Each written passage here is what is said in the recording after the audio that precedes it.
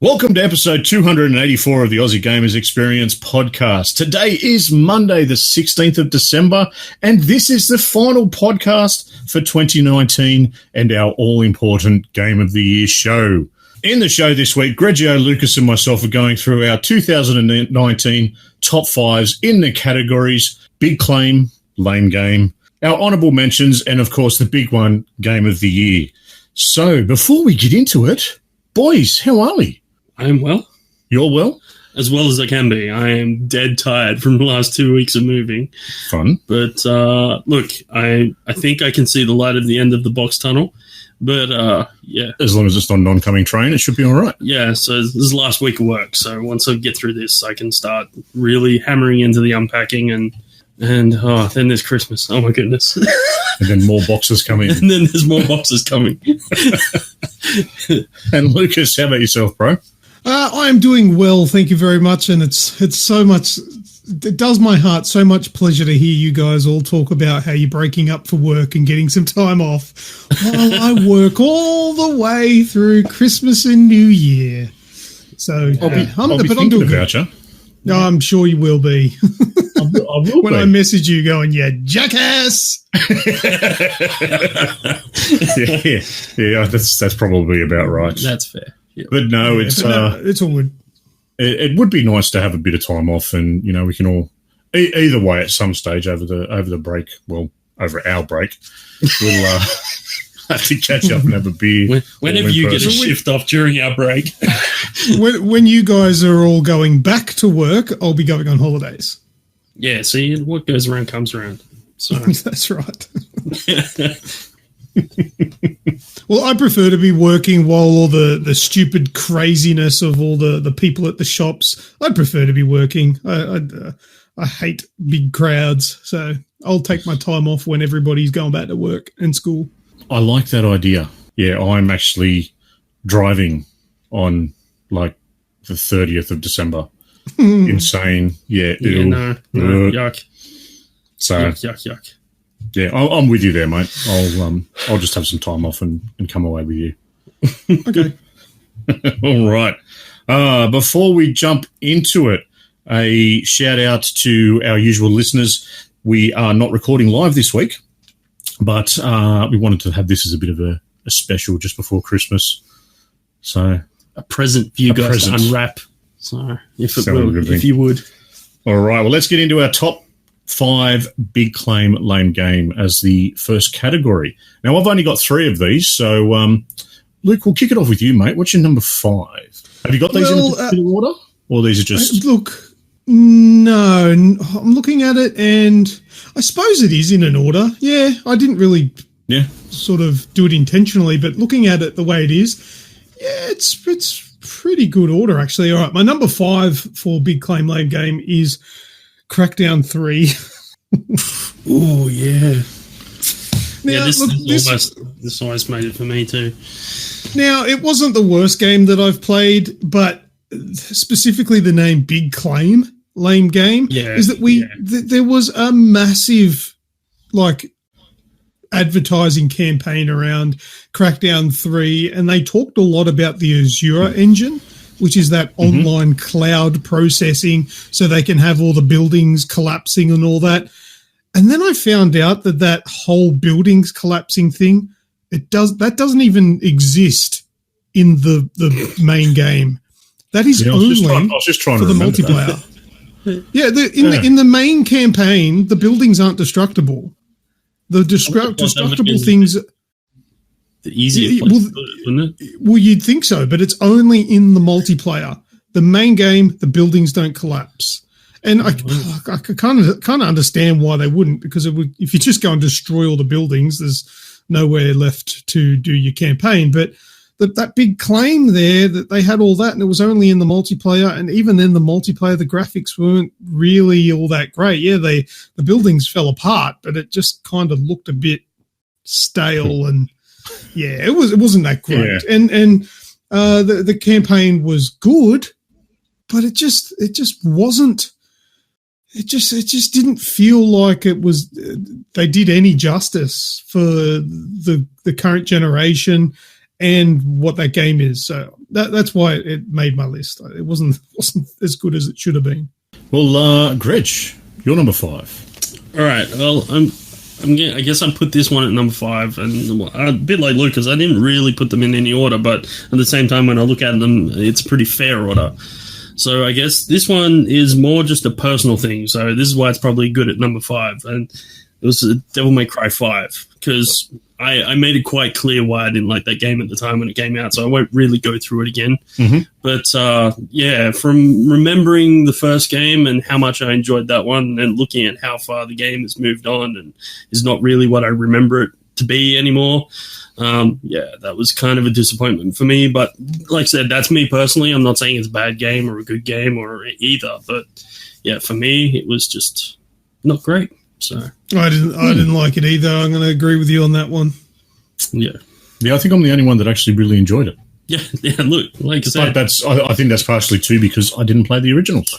Yeah, maybe So. Look, Lucas. I didn't play the original ones, but I did play DMC, the remastered one. Yeah. Yeah, right. Yeah, yep. I quite liked that. I actually really enjoyed that. Yeah, that first game was amazing. I really liked it. Yeah, so. All right. Well, Luke, you're number 4, mate. Now, number 4 I think, did we clarify? I'm not sure. Did you say we're skipping you because you've only got 3, right? Yes. Yeah, okay. My number 4 position is Layers of Fear 2. That one makes my list because I absolutely loved Layers of Fear. The first one was brilliant, and the second one was not. The second one struggled in order to try not to be repetitive, because that's essentially what it ended up being. It was misguided, confusing. It dragged on a lot longer. Like, the first game was quite short. I don't remember exactly, but it might have been about 3 hours long. This one dragged out to probably twice that, and maybe a little more. And I feel like they just made it longer because they figured people would expect it, when really I think they just made it drag. And I just I didn't enjoy my time in Layers of Fear 2 at all. And, it's a sequel to what I would have called a successful new game, and massively dropped the ball on it. So I was massively disappointed with that. So that made my big claim lame game list. Sounds good. Greg. Fair enough. My number 4. Talking about games that just bored the hell out of me. My number 4 is actually Code Vein. I played that game, and for the life of me, I could not get into it. I couldn't. It was just slow and boring and confusing, and had something to do with the people drinking blood, but blood that grew from trees, because that was different from blood that grew from people. That's cool. Anyway. That's called sap. Yeah. Well, you'd like to think so, but there's like these special snow trees, because they literally look like they're made out of snow but produce blood. So anyway, right. That's it. Now, it's confusing. I heard about this game a long time ago, and now you're saying that it's on your big claim lane game list. I didn't actually realize the game had been released yet. Yeah, so it was only a couple of months ago. Yes. They had like a free to play weekend. Or it's still free to play. I don't like a demo or something. But it popped up, and I was like, you know what? I'm going to give this a crack. It's not something I would normally play, and I thought I'd give it a go, but there's a reason that I don't play them, clearly. Yeah, seriously, I had no idea the game had been released yet. So let's hear it. Let's give a round of applause for the marketing company.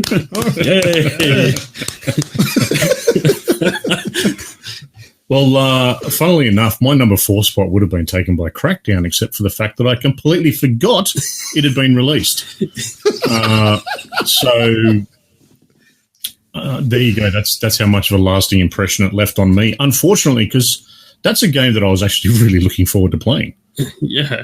And it's It only just got bumped left. out of my list too. Just left me. So, okay. So yep. all right. Well, Luke, number 3, mate.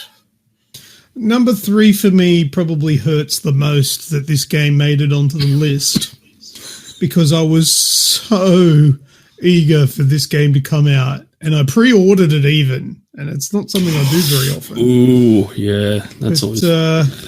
Yeah, number 3 for me is Generation Zero. You might remember that game. It's the game I bought on PC, which was basically a post-apocalyptic Fallout style game with sort of rogue machines. Skynet. Yeah, It had a bit of a Skynet, a bit of a Terminator feel to it. Bit of an 80s feel too, like Red Dawn with robots. It was set in like 80s. I want to say, you know what? I'll just say another part of the world. I can't remember where it was set.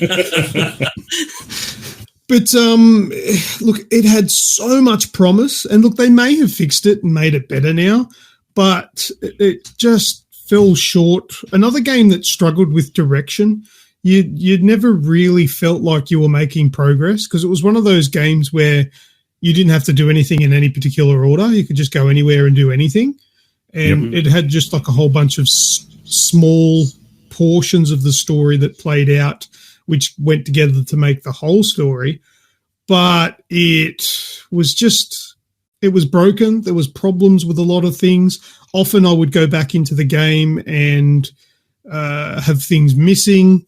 I actually went back to the game the most recent time I went back to it, and my entire inventory was missing. I had nothing. I was back to square one. All my weapons, all my ammunition, all my medical things, everything I had on me was gone. So I just turned the game off. I haven't gone back to it since. So that's a shame. Done. Yep. That's fine. You turn it on and just go, see you later. Yeah, Generation 0 out of 10. All right, Greg, you're number 3, mate. Well, it seems that me and Luke are kind of going through the same motions and themes with this, and here's one that I was really looking forward to, and it broke my heart. And if there was ever an argument for why you shouldn't have a demo of a game, this is probably it, because I probably would have bought it if it hasn't been for the demo, and that was Ghost Recon Breakpoint. Wow. It took everything that I loved about the last game and Wildlands and threw it out the window and replaced it with Division stuff and all the bits of the Division that I really didn't like. So as soon as I played the demo, I was just like, nope. No, thank you. You've broken my heart and I'm out the door. I'm not even looking at it. So yeah, see, I didn't even play the demo. From everything that I learnt about that game, I just went, yeah, nope. Yeah. It had a lot of promise. It had a lot of new features that were really appealing, but the fact that they went to an RPG system instead of just a straight-up shooter really, really bugged me. You know, I was questioning a lot of your theory on that behind it being Division style. Yep. Because, you know, once I found out that no one in our circle was getting it, yep, I just didn't bother. Yep. And because at the time, I was still heavily into the Division. Yeah. But then I got a release a few weeks ago, which is up on our website, that they've done a raid. Yeah, of course. And as soon as I saw that there was a raid in it, I've just gone, really? Yeah. That's what it's gotten to. Like, I know you had the world, we had the world tiers and everything in Wildlands. Yep. And, you know, that was your end game. That was your high tier level stuff. Yeah. But to now come and specifically call it a raid. Yeah. And have it set up very similar to the Division raid. Yeah. It was wow. Yeah. Yeah. And Ubisoft putting Sam Fisher in Breakpoint is still not going to get me to come and play your game. They won one round with Wildlands because I know you played that Sam Fisher mission. So yeah, and that kind of got me excited, thinking that Splinter Cell was coming, but that was just a red herring. Ubisoft die. No, I like Ubisoft because they've got Watch Dogs. Yeah, lots of other stuff. All right, well, my number 3, I get to jump in for one now. It's a well, it's not really a base game, so to speak, but it's an expansion. And it's a Destiny 2 expansion. Now, why is it big claim lame game?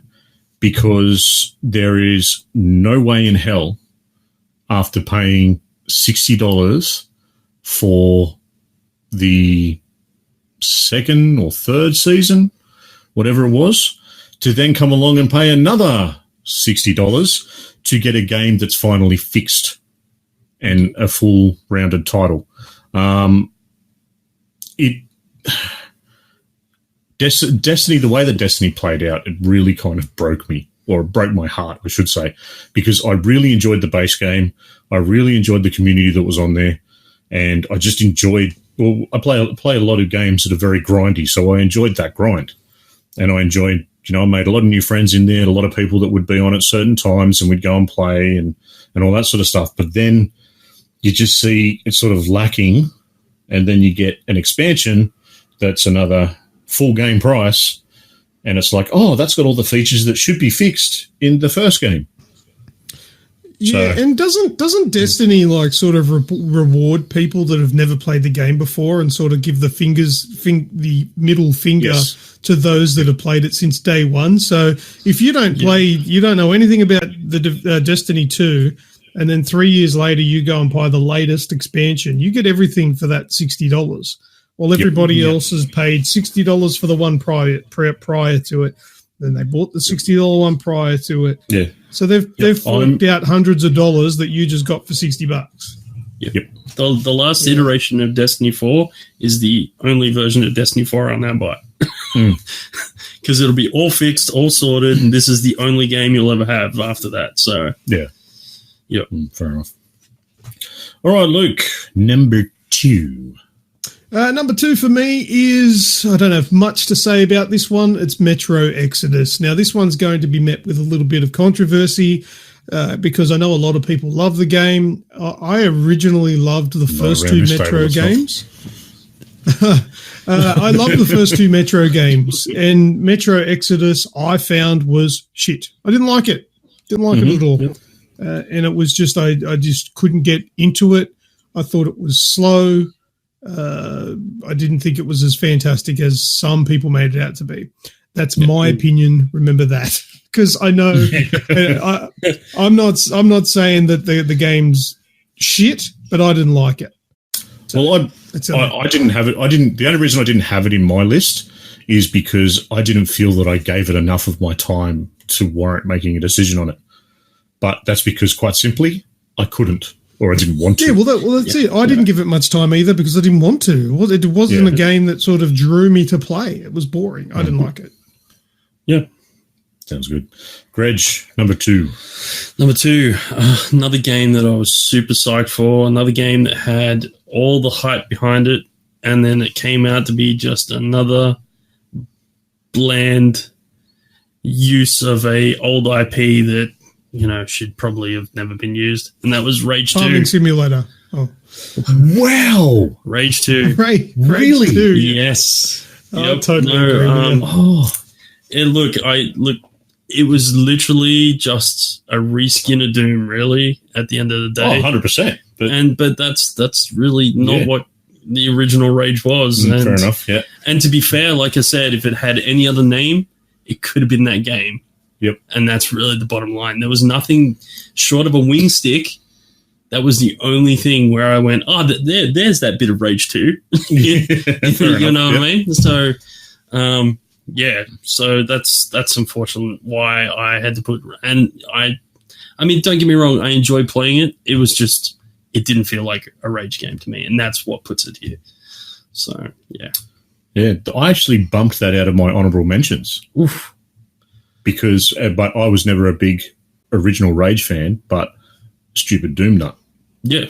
Yeah. Yeah. Right. My number 2 is another one that's a part of a series, a part of a saga, that I was really looking forward to their new take on it. And again, slightly missed the mark. Now, didn't slightly miss the mark for gameplay. Performance, maybe, but gameplay, no. That is Wolfenstein Youngblood. Yeah, see, I haven't played that, so that didn't make my list. Yeah, so I was really excited to see it. I was really excited by the fact that we got to play as BJ's twin daughters. And I take nothing away from the fact that you're playing as the daughters, but performance issues made it to the point where actually sitting for more than half an hour was causing me headaches because of the drops in, well, not even so much the drops in frame rate, but a lot of the screen tearing and flicker was a big issue. And just the annoying banter. Yes. I like banter in a game. Yep. Hell, everyone around here, you both of you refer to me as a troll. And I'm fine with that, because let's face it, I am. But just the banter in the game, it was like, oh, this can't get any dumber. Oh, yeah, they just moved the post. It was just, it was too much. Yeah. There was just too much of that there. And it was corny, it was badly written, and it was unnecessary. There were parts that were brilliant and they played off each other well, but for the majority of it, which was, like it was like they had different writers for the main game. So as your action set pieces and that bit, and then your cutscenes had a different writer again, because the cutscenes were actually quite good. Yeah. And they kind of bounced off each other well. But in the main game, while you're running along trying to sort something out, and you got some idiot either standing in the doorway and then saying some useless quip at you, going, okay, why can't I find a BFG and blow your head off? All right, Luke, number one. Number one. Now, I don't know what kind of hate I'm going to get for this one, but I reckon I probably might. Oh, Jesus. That's why I did it here. Yeah, okay. Whatever the fuck you just did, do not do that again. Don't do that again. Yeah, don't do that again. Wait, did you just bang the mic? No. I was tapping on the table that it's sitting on. Yeah, I was literally like tapping, like a butterfly landed on it. Yeah, for fuck's sake, I'm wearing headphones. You will hurt me. All right, so I will get. I don't know. This might be a bit controversial, but it's a particular game that it did a lot of things wrong. I'm just going to come out with it. It's Days Gone. What? Wow. Wow. That blindsided me. I thought we were all going to have the same one, but no. No. All right, well, do tell. Yeah, no. All these now. This one also falls into a massive trap of big claim, lame game, because they just they just went on and on about this game, and it was like a half-baked copy of The Last of Us. That just this one kind of this one did it, I think, in a different way, but so outstayed its welcome. You got to the point where you're like, oh, I think I'm nearly finished this, and it just goes, no, there's heaps more. Oh, it wasn't fun enough to keep going. It was just so boring. It was riddled with bugs when I was playing it. I had so many issues with it. Cutscenes with missing body parts, where you can see through things, falling through the earth, just flat out freezing, booting me back to the dashboard or whatever you call it, the XMP. Just taking those things into consideration. I know that's probably not fair on a game to sort of judge it on its performance there, but that's still an issue that sort of impacts your experience with the game. Impacts experience, doesn't it? Yeah, I didn't like the gameplay. I didn't think it was very refined. I didn't like the characters. I don't like the main character. I don't like Deacon St. John. I think he's a dumbass. He's a dumb bikey. And, me personally, no, not for me. It was good, but if I gave it an overall, lame. Didn't like it. Fair enough. Wow. Was not expecting that. No, was not. And you'll see more later. Why?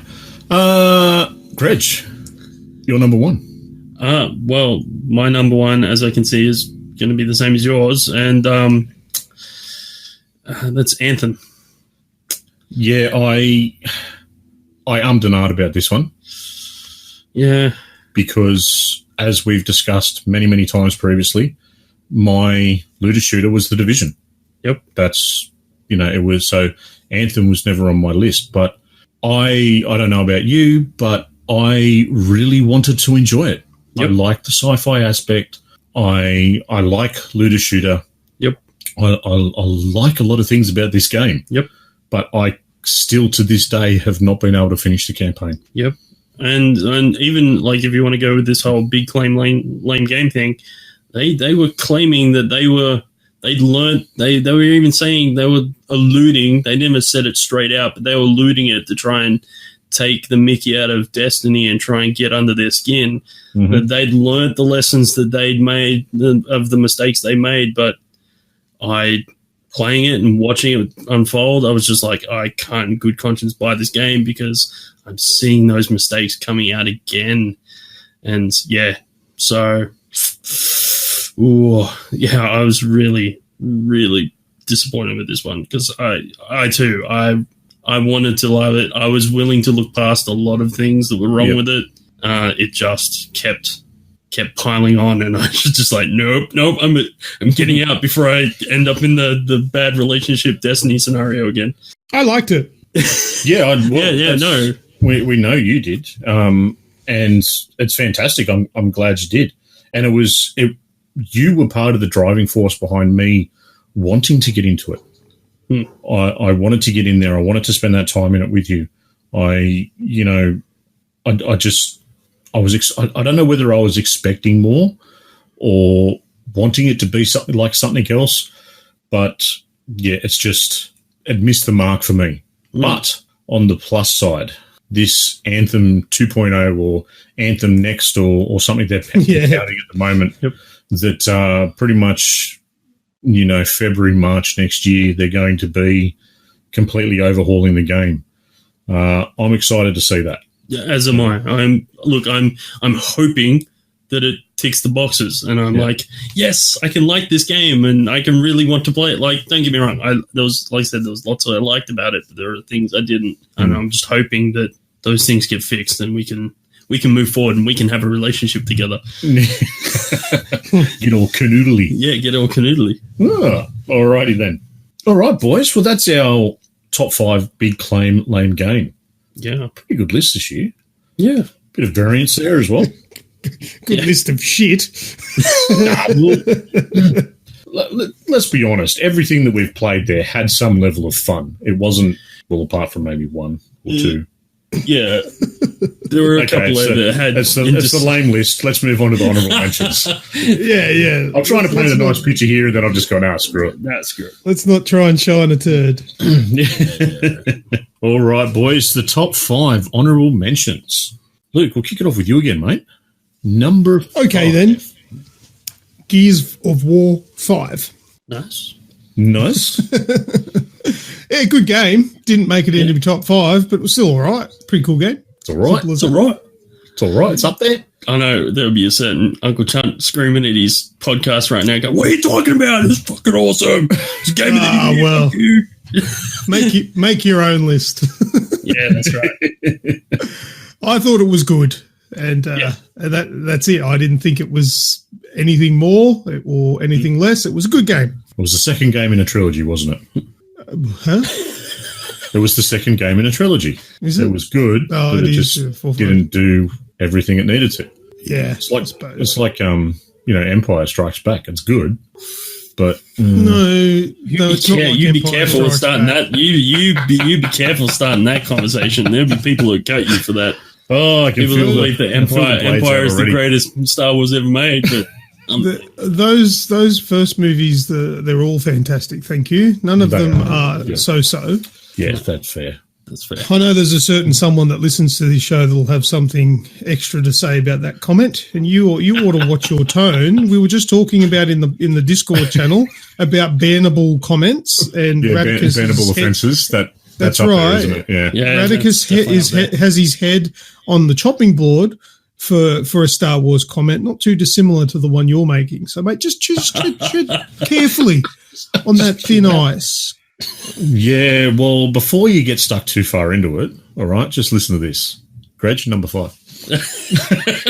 My number 5 is actually Sekiro: Shadow Die Twice. Obviously, it got Game of the Year in the Game Awards. Spoiler! Congratulations. Fair enough. It's been days now. It's all right. Yeah, exactly. By the time this comes out, like, everyone should know who's interested. But look, congratulations. But it didn't make my top game. 1, I didn't play it. 2, it's really not the kind of game that I would even conceive of playing because it's just a punish, and I'm not into punishes. But I like it. I loved it because it's, I guess, a new take on that genre. It's like a new setting, a new color palette. Finally. And it had some unique features that made it its own. It had a lot more verticality built into the game and stuff like that. So, I think it deserved its praise and definitely deserved at least a mention from me in my honorable mentions. Now, this is your list, so there's no rules for what we can and can't put into these lists, so I don't even want an answer for the question that I'm going to pose. This is a, what's the word that we look for? It's one of them. Rhetorical. A rhetorical question. It's not really a rhetorical question, but I don't expect you to answer. But how can you put a game that you haven't even played in an honorable mention list? Because I think it's beautiful. 2, for all the reasons I stated, it's a beautiful looking game. It wasn't any of those things because you didn't even care to play the fucking thing. Right, I'm not going to answer. I've given my reason why it's in them. You don't have to because it's your list. No. I've decided that there's no point in me answering because there's no right answer. No. So I'm just going to say it was really good, but I didn't fucking care, so I didn't play it. Actually, it wasn't that I didn't care. It was just not a game that I would like to play. Right. All right. My number 5, Gears 5. This is becoming more controversial than the lane games. Stop looking at my homework. Gears 5, for all the bits you've already said, mate. It was a good game. It deserves an honorable mention. It wasn't in my top 5 that I've played as in regards to memorable. You know, the only multiplayer aspect of it that I played was what I played with you, Luke. Yep. So yeah, it earns my number 5 honorable mention spot. Number 4, Luke, while we're rolling around. All right. Well, another game that I have actually played and really enjoyed is called Superliminal. Didn't quite make it to my top 5 game of the year, but Superliminal made it my honorable mentions because it's great. Awesome game. I reckon everyone should play it. This is the perspective puzzle game? It is, yes. And it's coming to consoles because I'm pretty sure it was only on... It was only on PC. Epic Game Store, but I'm pretty sure it's coming to everything. And I reckon everyone should have a look at it. Really cool game. Yeah, it's like Stanley Parable versus Portal versus your mum. I don't know, whatever. just throw that bit in there as well. Why not? Right. Okay then. Great, your number 4, mate. Star Wars Jedi Fallen Order. Oh my goodness. Look, what can I say? It's a Star Wars game. It needs to be mentioned. Because it didn't make my top 5, but it needs to be mentioned. Have you played it? No, I haven't.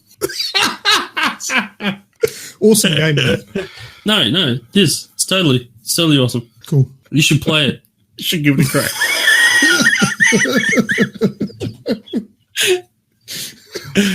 Oh, God. Oh, dear. All right, my number 4 is Ace Combat 7, Skies Unknown. So a wonderful return to Ace Combat it was. Being able to jump full on into a cockpit in VR kind of just sealed the deal for me. And particularly when, you jump into it the first time and you're sitting on an aircraft carrier about to take off, and you take off and you feel yourself get pushed back in the seat just because that's what VR does to you, and then go, oh yeah, this is all right. I can do this, no worries. Do a barrel roll, and it's absolutely brilliant. I've had so much fun. I've played more VR of that game than probably many, many others. It's just been a good, wonderful return. Plus the actual story that goes along with it. The story is, Ace Combat's a Japanese franchise, and it's very anime, the actual story and the plot lines and everything as well. But it all works. Know that. It's absolutely brilliant. Yeah. Yeah. It's very over the top, very extra. I'm sitting here making hand gestures, and it's got all those bits. It was the Ace Combat of old. It sort of grabbed that old Ace Combat feel and brought it into a new game, which I absolutely loved. Yeah. Yeah, I agree. It did have that there was a bit of nostalgia to it. Playing that first, I remember playing that first Ace Combat game and going, oh, how good is that? And then playing this, and I was like, oh, how good is this? You know, definitely. Yeah, definitely. All right, Luke, you're number 3, mate. All right. Now, this one's going to be fun. My number 3 honourable mention is Anthem. Did you even play that? Fuck all you haters. Anthem was a good game. You guys just expected too much. Probably. I was in a mech and I flew around shooting rockets at shit and blowing things up, and it was fun. And getting booted from servers. Nah, see, that was your shitty internet, because I never had those. That was my shitty internet. Well, then why didn't I have those problems? You tell me that, Mr. Negativity. You and your fucking tower. I'm just going to say there was a lot of people experiencing those problems. You were a very lucky person. Well, look, I was the only person that liked it, so probably that's why. Give that guy They just had oh, look, Luke 1's joined again. Quick, turn it up. Yeah, give him priority. Give him that priority surface, because he's the only one that's going to talk good about the game. So give him all the priority packets. So yeah, I liked it. I enjoyed it. I played the single player campaign. Didn't give a flying toss about endgame, and I enjoyed it. Probably should have just been a single player game. Yeah, or just like a co-op thing, not like a MMO style. Probably would have worked better. But yeah, look, I was blown away by the whole get inside a big mech like thing. And yeah, shoot shit. I enjoyed it, looter shootery style, and I never had any issues. Like you said, actually, I had one bug where the camera went all bizarre, and I sort of looked inside the world. But other than that was it. No dropouts, nothing, no issues. I had no problems. So that's awesome, mate. Greg, number 3, Mortal Kombat 11. Mortal Kombat 11. Yeah, I mean, I don't think it brought a whole bunch new to the genre, but it was a good, solid output Mortal Kombat game. And look, I really enjoy Mortal Kombat, and I enjoyed this. And yeah, Mortal Kombat's a good switch-off game, isn't it? Yeah, it is. When you just like they seem to be upping the violence. It's getting more and more ridiculous each time, isn't it? Like the selfie with the blown out, like the half missing head. It's getting to the point where you're just like, I'm not sure whether this is okay anymore, but who cares? My brain is switched off. Let's just go with it. Let's just do it. So, yeah. Did you play any of 11, Luke? No, I've never played it. No, I try to steer clear of those games these days. I play it for an hour and end up with really sore fingers. Just button mashing shit out of them. Yeah. So, I never played it. Work those calluses back in. All right, well, my number 3 is Trine 4, The Nightmare Prince. So, precious. An absolutely stunningly beautiful game. A game that I will say it again, it's on everything, but I really do feel it was purpose-made for the Switch. It works, and it works in handheld mode. More so, I have actually given it a go on the TV. I really like it when my games work. Funny, we thought that about Anthem. Yeah, it just all flows together. Everything about it, visually, it's beautiful. It's got a really nice story. It very much, it's a Trine game that when you have a look over the Trine story, it wasn't needed, but it was so grateful that it was done, because I've never played Trine before. I got a bit of a backstory playing number 4, and it just sort of added to this new standalone thing that it could do. And highly recommended, but only in my honourable mentions. All right, Luke, you're number 2. Number 2 for me is Atx Legends. Oh, yes. Yeah. Did not even think I don't. Yeah, look, I don't play it a lot anymore, but I think that's a really cool game. It took the typical overworked battle royale and made it a little bit more refined, because sort of up until that date, we had PUBG and all of those PUBG alikes, Fortnite and Call of Duty, whatever that was, Black Ops 4 or whatever. And they all kind of felt a little bit janky. And then Apex Legends comes around and makes what feels like a AAA quality battle royale game. Fortnite was pretty good itself. It wasn't as janky as like PUBG or anything, but I feel like Apex Legends really smashed it. And I think that if Apex Legends had come into the mix earlier, it probably would have been the king of all of them. Actually, a really good game, good balance, good different characters with different abilities, kind of mixing a little bit of that Overwatch into a big battle royale. And I thought it worked really well, and I applaud the success. Deserves it. Yeah, 100%. I like that they took a few of those battle royale tropes and switched it up a bit. So you had your 3-person teams. You had to pick your certain champion. You had to. Is it still 100 players, or was it down to 60? I can't remember. No, it was never 100. It was 60. It was always just 60, wasn't it? Yeah. Yeah. So and a smaller map that had some verticality to it. So I really enjoyed it. And I still do. I most recently played it for the Halloween event that it had, and I played a lot of it over Halloween, which was good fun. Greg, number 2, mate. Funnily, we just talked about it. So I also had Apex Legends. It was probably the battle royale game I played the most. That's not saying much, but the other reason is it came out at a time where the market was pretty saturated, and it still managed to punch well above its weight. It stood out, didn't it? Yeah. It managed to come out and go, hey, here I am, and got a following, and lots of people played it. And in a time where, like I said, it could have easily and that was one of the things we talked about when it was coming out. We're like, we want this game to come out because we want these guys to be able to have the money this is going to be how they bankroll essentially the games that are coming out, like the next Titanfall maybe. Titanfall 3, yeah. Yeah, and we were worried that, oh no, it's another battle royale. It's just going to get swallowed up in the sea of them. Yeah. But it didn't, and I kudos, and yeah, it was really good to see. Like I said, I'm not a fan of battle royales, but I played this one a bit, and yeah, I have to give them credit where credit's due. All right, my number 2 is Days Gone.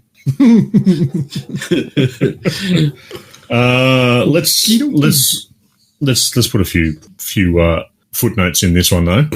I played Days Gone well after yourself did, Lucas, and I've not encountered any of those bugs. A lot of the performance issues, especially with the Horde, actually was never too bad, but a lot of the issues in cutscenes and whatnot I never experienced, and I got to sort of enjoy it when they were starting to add little bits to the game. They've added extra bike. Did they add a good personality to Deacons and John? No, Deacon's still very dry, very very bikey. So I completely understand where you're coming from there. He needs to go back to being Darth Vader's apprentice, I think. The strong leading man personality wasn't really there. It was slightly off in that aspect, but look, I enjoyed a lot of it, and I played quite a lot, so it was good. And I completely understand what you mean by where it outstayed its welcome. Yeah, because there was quite a few times where it was like, yeah, I'm nearly done. Yeah, I'm nearly done. Yeah. But it was still, I really enjoyed it though. Number 1 honourable mentions, Luke. The number 1 honourable mention for me is Call of Duty Modern Warfare. Fair enough. Very good. I liked the campaign, and the multiplayer kicks ass. So it gets an honourable mention. Didn't get into my top 5, but game of the year. But it's a bloody good. That's the best Call of Duty game I've ever played. It's great. Yep. Greg, your number 1 honourable mention. It is A Plague Tale: Innocence. Oh, yeah. what can I say? It was an interesting rat tornado. Yeah, the rat tornado. Look, story was really cool. Yep. The way that they built the puzzles around the rats, like a really cool idea. Mm-hmm. And yeah, that's a very bleak look at, a part of time and space. Yeah, a part of history that we really don't get that sort of look at. Like, we know about it, but we don't really get that in-depth look about it. Yeah, and you never, I know you will, while you can read about it, there's not the same visceral sense of how bleak it really was. Yeah. And yes, this has kind of been amped up into this supernatural-esque kind of horrificness. Yeah, rat tornado. But you can kind of feel, how bleak it was at that point in time. So, yeah. I never played it, so I don't know. Yeah, I'm with you there, mate. It's a good one. All right, my number one honourable mentions is a remaster. So I know there's no rules, and I'm probably breaking my only rule that I would have, but Ghostbusters Remastered. Why? Because I am a stupid Ghostbusters nerd. Yeah. I do not deny that. I may have shed a tear at the new Ghostbusters trailer. Ghostbusters 2016 didn't really happen, but the Ghostbusters game is a remaster from the PS2 days that was remastered for PS3 and is now remastered for PS4. And forgive me, I'm not sure if it's actually on anything else. I'm not 100% sure, but it's a completely different story where you become, you join the original Ghostbusters and become their sort of apprentice and whatnot, and go through Manhattan chasing ghosts. Yeah, I've never played the original, and I haven't played this remastered one, but it's definitely on my list. I'm going to grab it on a sale, I think. Yeah, it's got a lot of those feel that the original 1980s movies had, or 1980s and 90s, I should say. The two original movies, they've got a certain feel, a certain tone with the comedy, and the game really does follow that.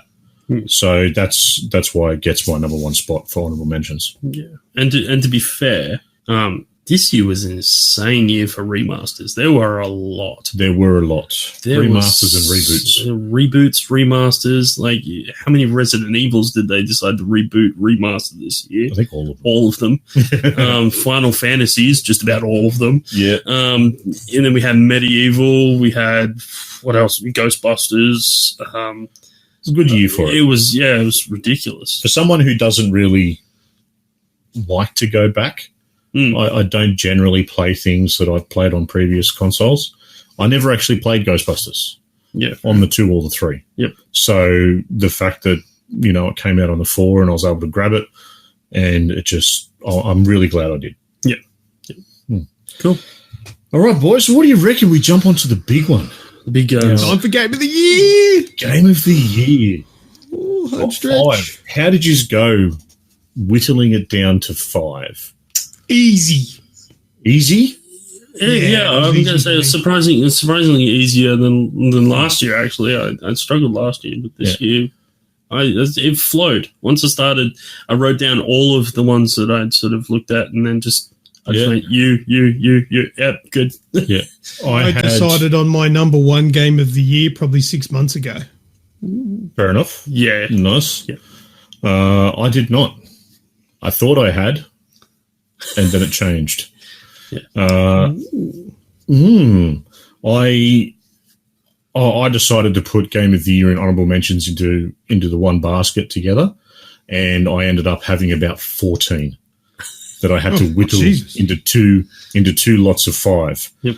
And so there's a few on there that that could have been in there, but just kind of missed out.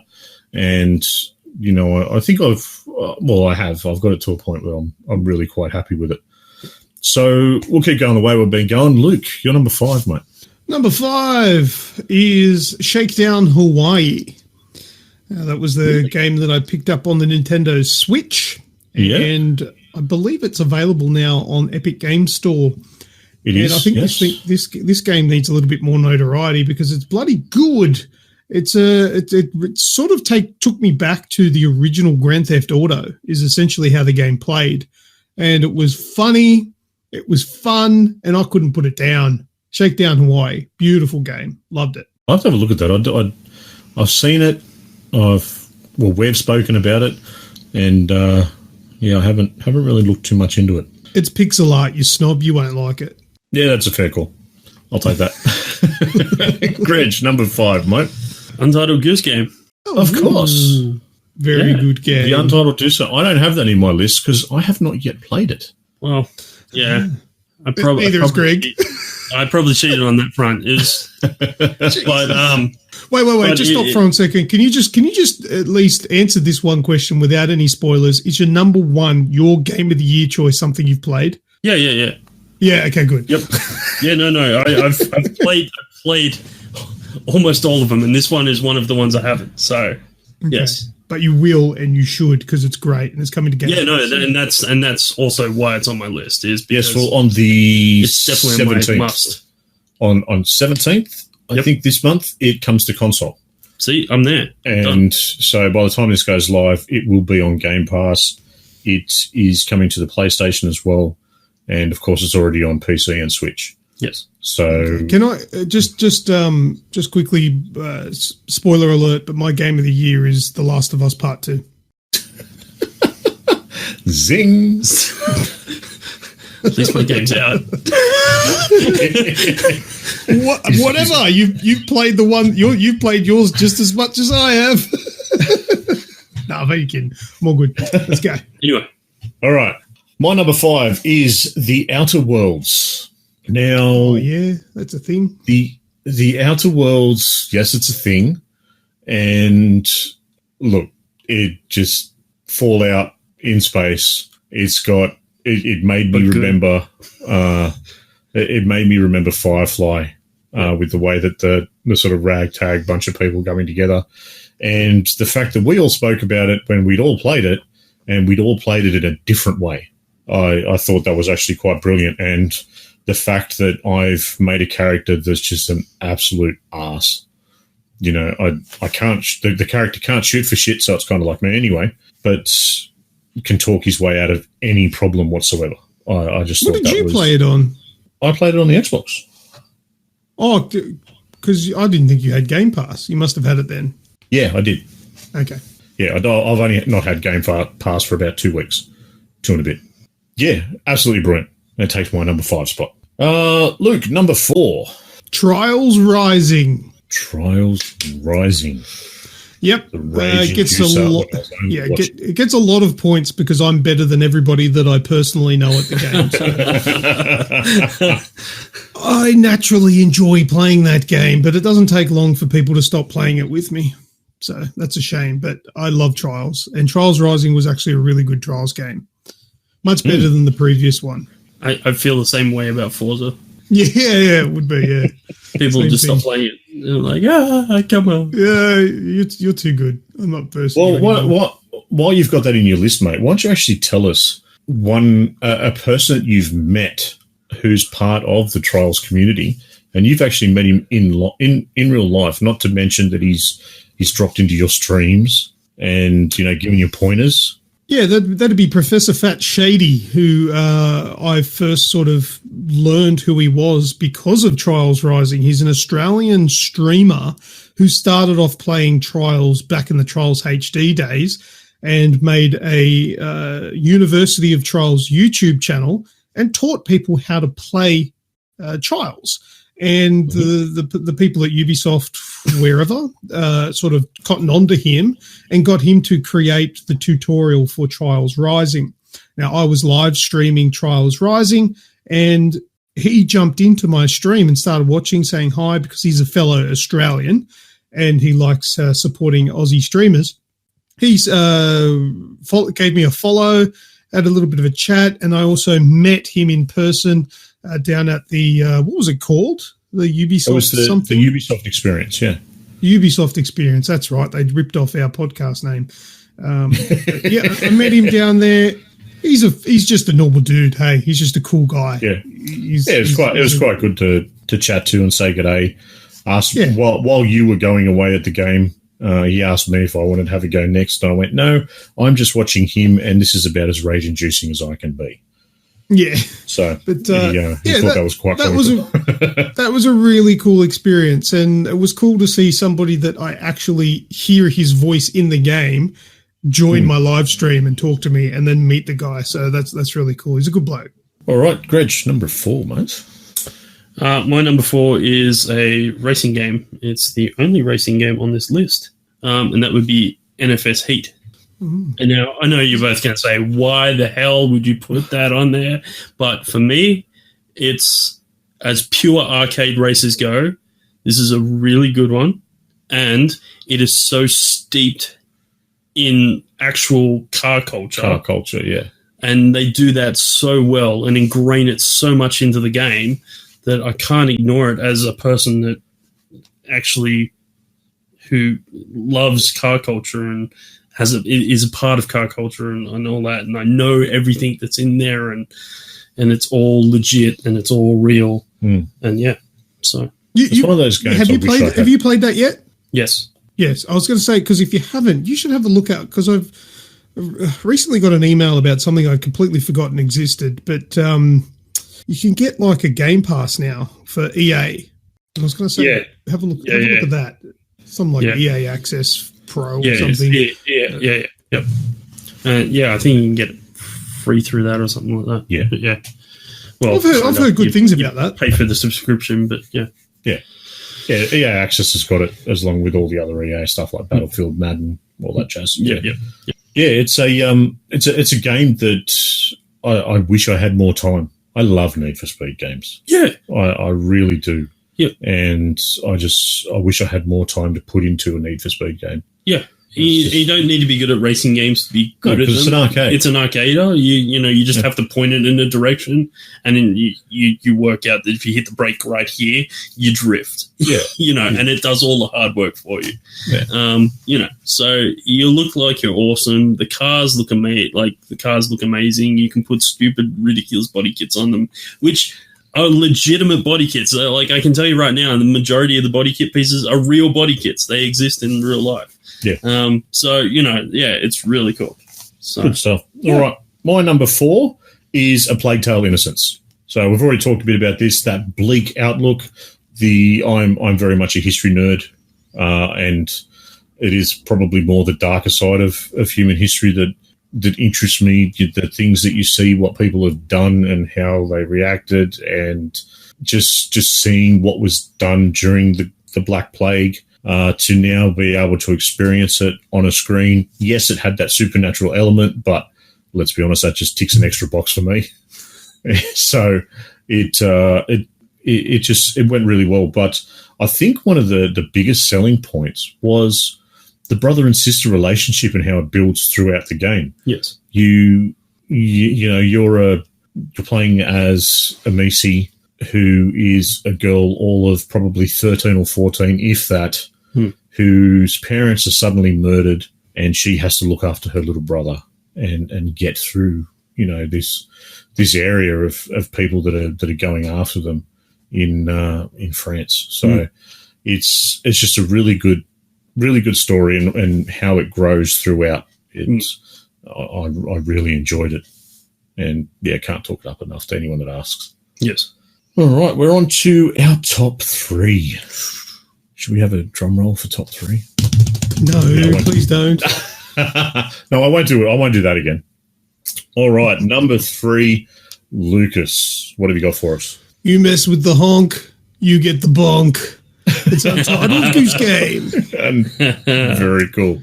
Yeah, there is nothing wrong with that game. It is absolutely brilliant. It was a tough call not putting it up higher, but Untitled Goose Game was amazing, and I recommend everybody give that a go.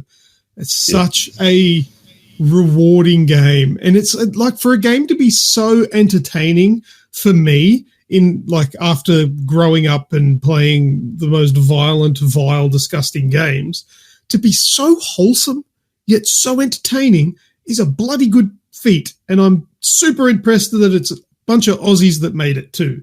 Or one Aussie, I don't know. But it was... That Aussie larrikin really comes through in the game, though, doesn't it? Because we all called it before it was released. We referred to it as jerk goose. Maybe we should actually change our national animal from the kangaroo to the goose.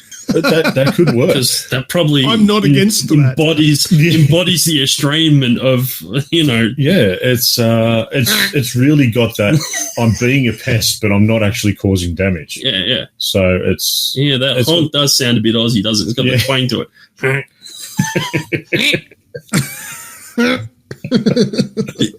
Brilliant. Amazing game. Yep.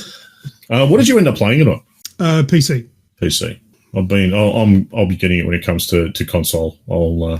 I'll be definitely playing it Most for a definitely. bit, and then there's a good chance that during a sale I'll pick it up on the Switch. So I think that'll be something I can take around with me and just be annoying. Yep. He's waiting for a sale on the Switch that's actually worth anything. True. Good luck, buddy. Oh, dear. You do realise the original design for the logo for the Switch had a $sign for the S. Yeah, it doesn't surprise me. Oh, God. Oh, well. Okay, this game is going to be $69.95 on PlayStation 4, $69.95 on the Xbox, and $69.95 on PC. And why does this one say $99? $99 for the Switch. Fuck you, Nintendo. Assholes. Greg, you're number 3, mate. Well, we've already spoken about this one, so we'll just spit it out. I actually put Ace Combat 7 here. Oh, really? Yeah, that's how much I like this game. Very cool. And for that reason, especially in VR, it is nuts. Yes. That game is nuts. That game is nuts without VR, but playing VR, yeah. I just can't get over how much I enjoyed playing that game. Yes. Now let me tell you something about the VR. Now, VR has a recommended age limit of 12, right? My niece is 9. Yeah. And my niece is a bit of a smart ass. I love her to death. I really do. But sometimes. But she's a bit of a smart ass. You just need to put her in the corner. I'm really good. I've been on a plane before. I can deal with this. Okay, no worries. So we put the VR on, and yeah, she's did the same thing as me. Took off nice and slowly, and I'm standing behind her. She's got the VR on. She's looking around. I'm watching the TV screen and flying it for her. And she's like, "Oh, this is easy. This doesn't scare me at all." And then I did a barrel roll, went inverted, and crashed it into the water. And she nearly fell out of the chair and screamed. And I may have laughed. You did. Yeah, okay, I did. And she did as well, which is, there's a bit of sense of humour there, which is good. Yeah. So it's part of the fun. I'll let her have another go where I did it properly. All complaints can go to Snoogs at the Aussie Gamers Experience. All right, my number 3 is much further down the list than I really would have thought it would have been earlier this year, but it is The Division 2. The Division 2, I loved. Absolutely loved. And that's the problem. It's past tense. Mm-hmm. Otherwise, it would have been higher. It has unfortunately gotten old to the point where on the original game, I had a small group of people that I ran around with a lot, but I could single stack most things, or I could go and solo most things. And unfortunately, a lot of the big stuff you can't single stack anymore. No. And I have a clan. I have a very active clan. I actually have 2 active clans that I'm part of, which are full of fantastic people. It's just, unfortunately, the game has just gotten a little long for me now. I don't have the desire to sit there and grind it. I've done the raid only a handful of times, but the story expansions, I can't fault. I enjoyed each and every one of them. I enjoyed the way that they carried on the story. So it gets my number 3 spot. Very good. All right, top 2. Luke, number 2. Death Stranding. There we go. Nice. Okay. Well, if the game took that fucking long, I didn't want to linger on it. Just get it out and done with. Like, a game that has 3 sets of credits. You could have dragged that out the 3 endings. Yeah. A game that I just can't explain. Like, it was a game that I'm just like, fuck, I'm sick of this game, but I want to keep playing it. Hideo got his hooks in well. He did. I liked it. I really did. It was the strangest thing to compare it to is PC Building Simulator. And that's kind of what got me, because it's as much as it sounds weird, it has a very good parallel to a game like PC Building Simulator, or even Overcooked. It has that there's an order and a specific way you need to fulfill that order, and you've got to do things the right way to get points for doing the order correctly. And I really enjoyed that in playing PC Building Simulator. And this kind of translated it to like a full-blown 3D open world game. And yeah, I liked the idea of plotting my route so I could go the most economical way, but also avoiding BTs because they suck, because they slow you down, and and also those asshole marauders, whatever they were called. What were they called? Mules.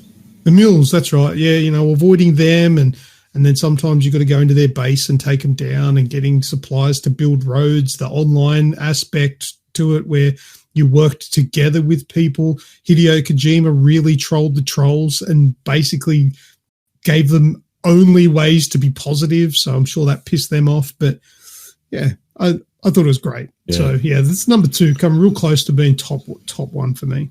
Very good. Greg, your number 2. My number 2 is Modern Warfare, actually. Nice. I really enjoyed. I've still only played the multiplayer. I haven't played the campaign yet. Mm-hmm. I'm still itching to play the campaign. But the multiplayer, once again, there was a nostalgia feel that I got from that first Modern Warfare, and I can't. What more can I say that hasn't already been said by you guys already, and what we've said in the past couple of weeks? It's a solid game. It feels good. It plays good. Yeah, it had some bugs, but these days that's not really. To be honest with you, not a lot. Yeah. No. Nothing bad. Look, the only thing other than taking away gun game, I don't have any gripes with it. It was. Oh yeah, sorry. Gun game and Spec Ops is shit. Mm-hmm. Look, yep. So yeah, look, that's my number 2 pick.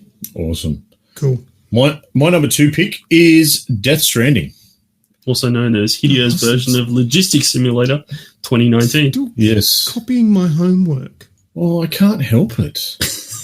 It's one of those things. Death Stranding is one of the best games that I have ever played, and I don't know why.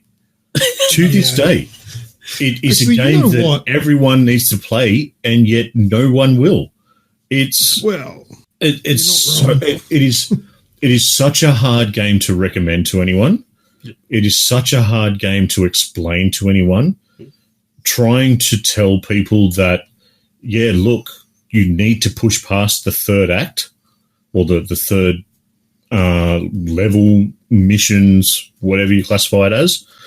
It's so difficult, and you just have to look at the drop off, because I think the people that finish the game is something in the 1.6 percentile. That's range. Me. Hello.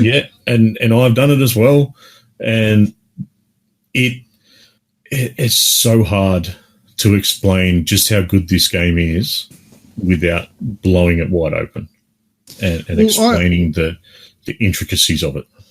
This is a little bit off topic, but when I saw the reveal of the new Xbox, the Series X, Series X, is that what it's called? Yeah. First thing I thought was, that's going to get put on Sam Porter Bridges' back. I know it's going to happen. And I saw the meme. I eventually saw it on Reddit, and I'm like, yes. Yeah. He got put on his back. He got put on Arnie's shoulders. He got put on a PS5 dev kit. Yeah, got put on top of the PS5 dev kit. all makes sense now. Apparently. Yeah, it all fits. That's the new play together bit, and they sit inside each other. Yeah. Crossplay. Yeah, I like it a lot. All right, number one, The big one. Our 2019 games of the year. Doing the calcs, we're going to have 3 different games here. I reckon so. I don't think you guys have picked the one that. I'm just going. Well, I know mine, and I can see yours, and I know how this is all played out. So, all right. Yep, Luke. All right. So my number one game of the year is a PlayStation exclusive. Can you guess now? PlayStation exclusive.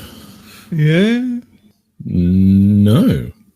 No idea. What have we missed? Hang on. No. Nah, you just won't think of it. No. Well, I can think of one, but I don't want to say it in case it spoils it. Well, I'm about to say it anyway, so say it. Get into it. No, you say it. I want to see if you're right. Resident Evil 2. No? No. Was that a PlayStation exclusive? It used to be. No, it wasn't. No, Resident Evil 2. No, that wasn't a PlayStation exclusive. Okay. No, it is a VR game. It's Blood and Truth. Of course. Yeah, Yes. a game I couldn't stop playing. I played it in one sitting, in one night, and I absolutely was blown away. It was essentially the greatest shooter experience I've ever had, and it was all in VR. And it was basically Uncharted shoot 'em up in VR. It was perfect. Absolutely with a bit amazing. of lock stock thrown in there as well. It was a little bit lock stock. It was, yeah. And it was born from that demonstration, that London heist game that was in the demo disc that came with the VR. And that is the most fun I've had in a VR game. They need to make more like that. More full games that don't, not a 30-hour game, but a, 10-hour game or a 5 to 10-hour game that is like that. That was good. I like that game. It's my game of the year. Awesome. Good pick. That is a top pick. Yeah. It was one that when I was going through these lists, I actually wish I'd played. Well, I should say I wish I'd played more. So I was very lucky enough to join Sony at a release for it, and I got to have quite a bit of a crack at it then. But once the full release came out, I haven't played it since, unfortunately. But it's the most intuitive controls that make you feel like a badass. Like reloading a gun was fun. It was so weird, isn't it? But just the move controllers, and it all worked perfect. The motion control tracking worked amazing. It was so good. Game of the year 2019. Can I just blow a bit of extra smoke on that one as well? You actually got a bit of praise from the developers for the review that you put together for it. Oh, did I? I can't remember, did I? On Twitter. So it was quite some time ago now, but I actually remember that I'm pretty sure one of the devs actually retweeted it and put it on there that it was, such kind words and, for everyone to check it out. So that was that was quite good. Greg, you're number one for 2019, mate. Oh, we all know it's Farming Simulator. Don't worry about it. Yeah, well, all right, we'll move on then. It was the Outer Worlds. Yeah, of course. Should have guessed that one. Should have guessed that one. Look, what can I say? Beautiful, writing is amazing. It has that Obsidian Fallout feel without being a Fallout game. Yep. And just some of the smart decisions they made about when they're making the game, like making it the size it was to make it manageable, to reduce those buggy things that can happen with those big open world games. Just trying to reduce that so you could enjoy the game without having too many issues. Just everything about it was smart and fun and yeah, pretty. So it was about time. You deserve to have a game that you're looking forward to actually be good. I know. It is a bit that way. It was a bit because you're a big blow earlier in the year with Rage 2. And Anthem. You were excited they were like that. back-to-back Anthem, disappointments. I was just like, right. no. So yeah, let's not forget Fallout 76 last year. Yeah, well, no, I didn't fall for that one. I knew that was going to be bad. But yeah, this if this had been bad, I think this would have been my worst year of gaming. But I would have given up. That's it. I'm not playing games anymore. I quit everything. I'm not playing games. I throw my Xbox out, throw the podcast away. Everything's done. I'm not doing this anymore. But yeah, arguably by your lists tonight, I think you've already stopped playing games. You left that door open. I did.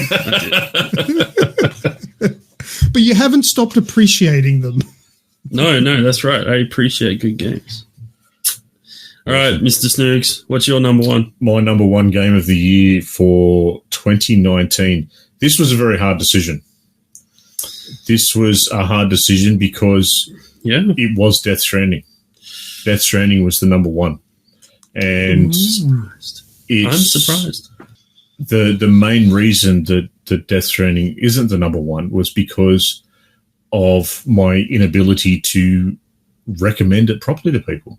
Yeah, right. Because it is a very niche game. It is a niche that I've happened to fall into, but it's a game. It's that niche. But my number one is because it has ignited a fire in me that I haven't really had since, mid-20s Snoogs. Yeah, man. So my number one is, of course, Modern Warfare.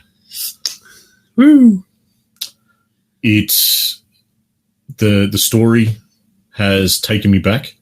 It took me back to that first time playing Modern Warfare. It doesn't have the gut punch sort of areas to it, but I think that's more either a growth of me or a growth of storytelling and how it's done. Yep. And the fact that the multiplayer has just sucked me right in. Yep. I can't get enough of it. And Luke knows, even to the point where it was midnight last night. Luke's like, all right, I'm going to bed. I'm like, yeah, I probably should as well. And I'm just going to play one more.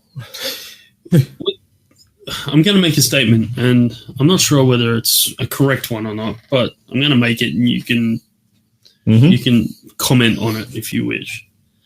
This multiplayer COD seems to be very different, and I don't mean gameplay-wise. I'm more talking about community-wise than the last few CODs. Would you say that that's true? Yes. Oh, well, yeah, because there's three communities bunched together. Yeah. Yeah. This is the first time that's ever happened, I think. Yeah, that's exactly right. But one thing that I've found, you still get the trolls, don't get me wrong. Yeah. And you still get those people that we've had previously. One thing that you don't see, and this was something that was brought up with regards to online trolling and bullying and whatnot, is during the game you don't see your kill-death ratio. So that was one thing that a lot of people used to rip on and whatnot. You see it at the end of the round, but at the end of the round you can quite easily just back out. You don't have to listen to anything. Yeah. But look, I'll put my hand up. I've done this, and I've had help doing this, and on one or two occasions, I may have started this. But it seems that if you get someone in a lobby that is a troll, or that is vicious, or that's scathing, like everyone has a dig. That's simple. That's it's a competitive game. Your competitive side comes out. But if you get someone that's vicious or vile and anything like that, they will get attacked. There's no more of this standing for it. There's the good old Modern Warfare chat where a lot of people today will go, oh my God. And there's a lot of that. And you can tell with the tone of the voice, they're all older. Yep. And hence me, and it's just a very different community. Like that competitiveness is still there. Yep. But it's not vulgar. Yeah, that's right. And that's I guess the bit that I'm trying to point out. It just seems a lot friendlier. Yeah. And a lot more mature than previous COD communities. Well, one of the funny things last night is, I don't know if you could hear it at the time, Luke, Nick was coughing his guts up. Yep. Right? Oh, yeah. He's talking about how he's been coughing for like a month. And I don't know if you could hear the game chat, but in the game chat, these guys are talking to him, oh, dude, maybe you've got pneumonia. Maybe, have you been to the doctors? Oh, the doctors aren't going to tell you. Maybe it's got to do with the smoke. And me, I've played with Nick enough now that I go, dude, if you're going to die, can you do it fucking quiet? And he's just... none of them know that we know each other. Yeah. Because I'm just in game chat. Yeah. And he's burst out laughing. The whole lobby's gone nuts. And they are, it's just that sort of level of taking the piss. Yeah. And it's an all round, the game itself all around. Yeah. I cannot fault it. Yep. Except for the 725. Fuck that gun. I use the 725. Yeah, that's what I mean. Unless I'm using it, then it's every time I get a kill with it, I just imagine that guy's swearing so hard right now. Yep. Yeah. Especially if last time you got him with a claymore, even better. Because it's that gun is just an on-off button. Click off, you're dead. You're dead. See you later. Oh, look, you've run around the corner. Goodbye. Yeah. And because I've got the quick triggers, it's very easy to double tap someone. Yeah. Not that you need to, but it helps. Like that's a Call of Duty trope. There's always going to be a gun that's just a light switch. So yeah. Look, I really enjoy it. All right, boys, that's our lists. How do you feel? How have you enjoyed it for what is technically the last of the decade? Yeah, that's a good point. I actually hadn't thought about that. I feel good. It's been a good decade for gaming. It has. It's been a great decade when you think of it that way. A lot has happened in the last 10 years. Yep. Games have taken leaps and bounds. Yeah. And it also... I end up sort of repeating myself again, which is probably what I said at the start of this generation or the end of the last one, thinking, where the hell is gaming going to go after this? Because how could it get any better? But then it always does. So I really think what I was playing back in 2000. I'm thinking on 2010. on 2010. Yeah, sorry. Yeah. What would I have been playing? What would you have been playing? I've probably been playing one of the Uncharted's, I would say. 2010. Uncharted 3, that was about them, wasn't it? No, 2. I don't know. Don't know. Me neither. Yeah. I'm probably back when. Probably still playing a lot of PlayStation back then. Well, we know what Luke was playing back then. Wasn't that The Last of Us on PS3? Yeah. 2013. Oh, was that 12, 13, was it? Yeah. Yeah. So before then. So yeah, I still would have been playing a lot of PlayStation. Yeah. So Gran Turismo's. Yeah. So probably Gran Turismo 5, maybe. Yeah. You think about how far even Gran Turismo and the sports come. Racing games have come in that time, I played with myself. The graphics in racing games. Nothing's changed there. Like, I only have to look at that as a microcosm. Yeah. That is, we're getting actual real reflections now of what's going on in there to what's going on, instead of just this crazy, matte finish. Matte finish to the fake, let's just do a bunch of trees driving over it whenever you need trees, but the trees might change, but the reflection doesn't. Yep. They're the same fucking trees. To now, it's literally, crazy what the reflections are doing. So, yeah, very cool. 2020 is going to be a big year, and I'm kind of going off script here because I'm going to throw this in. I was always planning on throwing this in, but you boys don't know about it. So 2020 is a big year. We're going to have a generational change. Yes. All reports point to, we've already had the confirmation for the Xbox Series X, just quietly. Dumb name, but whatever. To be fair, they're just a long list of dumb names. That's just what it is. So we've had the confirmation for that. We all know that it's going to be called a PS5. Yep. There's no two ways about it. We just don't know much about it yet. I'm going to ask you first, Greg. Sure. Your 2020 most anticipated. Oh, Quick one. First one that comes to your head. It's easy, I'll tell you. Yeah. Cyberpunk. Cyberpunk 2077. Cyberpunk. Yep. Yeah. Yep. Why is that one the first one that comes to your head? Well, it's probably the one that's going to come first. It's the closest on the horizon for me. But it's also the one I've been anticipating the longest. Mm-hmm. For the last 2 years, I've been pining for this game. So yeah, as cool as Series X will probably be, and as cool as the PS5 will probably be. Yeah, but that's not until this time next year. So don't worry about that now. So really, the things that I'm looking forward to are games, and Cyberpunk will be my game of the year. That's the one I'm pinning my hopes and dreams to. Okay. So what about yourself, Luke? No, The Last of Us Part 2, of course. Yep. That's why I didn't lead with you, because I kind of already knew what it was. But of course. Of course. And you? Me? You know what? As funny as it sounds, it's The Last of Us Part 2. Yeah, right. Now, yeah, wait. I shouldn't say that it's funny, that it sounds funny, but I've only Why is just... that funny? No. I've only just recently finished The Last of Us. Well, that's the point I was making. Don't remind me about the things I hate about you. Yeah, I know. All right. Yeah. But the fact that it took me so long to finish it, and now that I have finished it, and I seriously like kid in a candy store type shit, I cannot. Oh, I'm doing it now. You now know why me and Luke love that game so much. Yeah. I cannot wait to finish the story.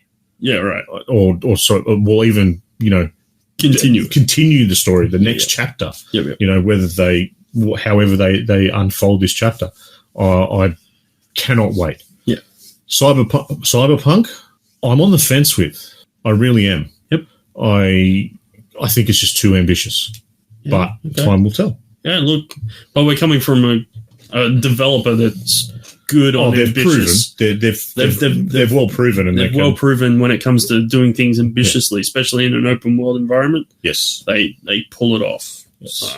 So CD Projekt Red fit the entire Witcher 3 onto a Nintendo Switch cartridge. These guys can do anything.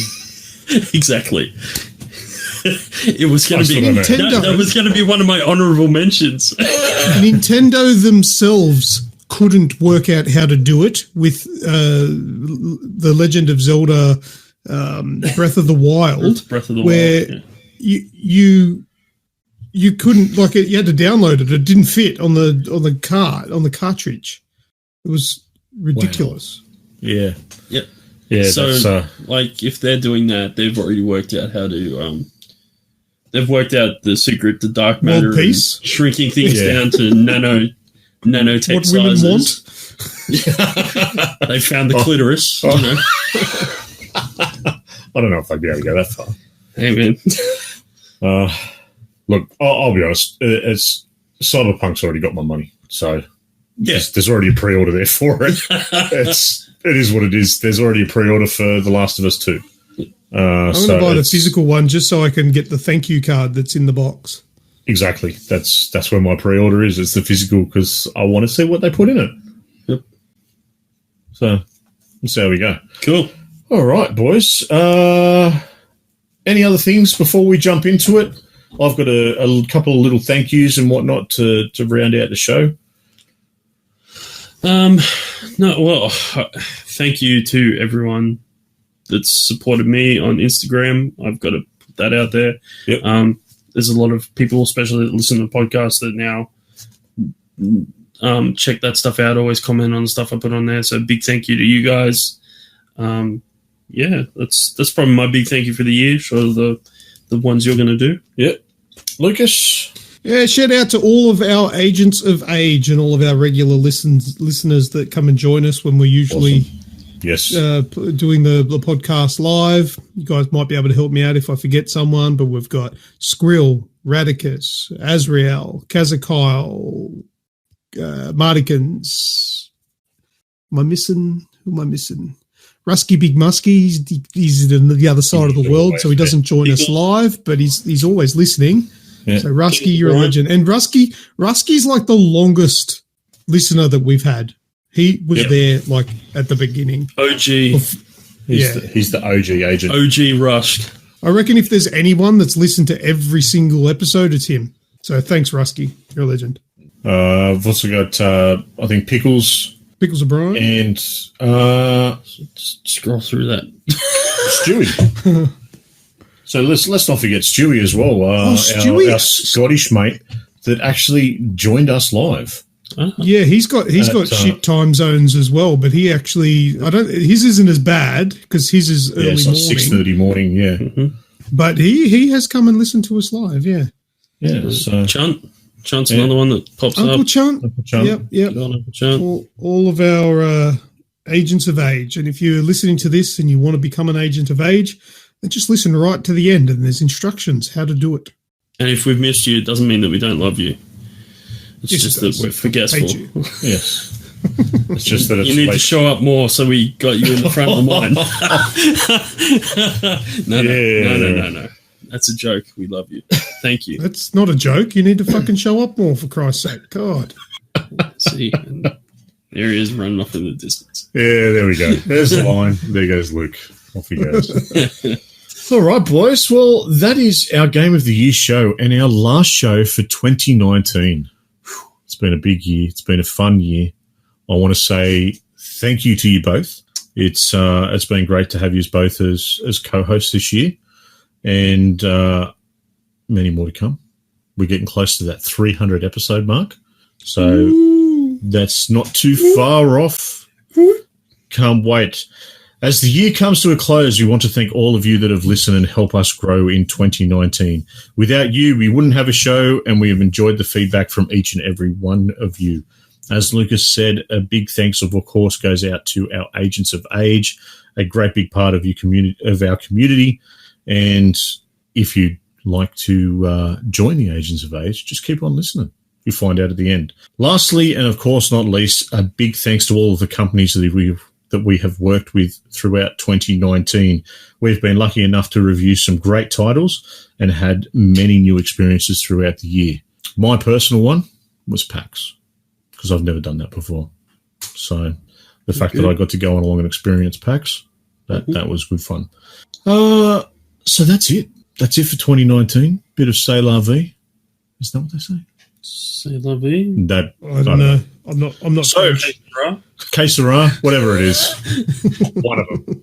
So for the last time this year, Arrivederci. For the last time this year, I have been Snoogs. I have been Lucas. And I have been Grejio. We'll see you in 2020. Later. Bye-bye, dude. Righto, that's the end of the show. Does anybody listen to the show this far along? I don't know, but if you do, join our exclusive Discord club known as the Agents of Age. Just join our Discord channel using the link in the show description and comment the phrase, "I came here to party," and you will gain Agent of Age status. Subscribe to this podcast using the links to the things in the show description notes, and if you are listening, know this, we love you. See you next time on the official podcast of the Aussie Gamers Experience. Greg almost forgot the order. Almost. Episode 300. Take out my indecision. I'm giving away a GTX 970. Okay. The ones you got from Wish? Yeah, from Wish. Yeah. From Wish. The brush. The brush. That's right. All right. Good show, boys. Cool. Very good show. Worked out all right. Yeah. Send Craig packing. Just do it this way. Just do it this way. It works. Yeah. What, just games of year? Oh, you mean you guys together? No. Yeah. The sound is good. And yeah, the sound is the best it's been. That's good. Did that not work? Yeah. Craig won't fuck off. Oh, there he is. So we have less sort of times where we talk over each other, and the timing's better because we're looking at each other while we're doing it. So Yeah. We just got to stop blowing kisses halfway through it. That's the problem. Well, do we really? No, So that was all right. You just turned off Craig. Exactly. I haven't stopped voice meter yet. Oh, okay. Suckers, that's going in at the end. That's going in the end of the year bloopers. Yep. All right.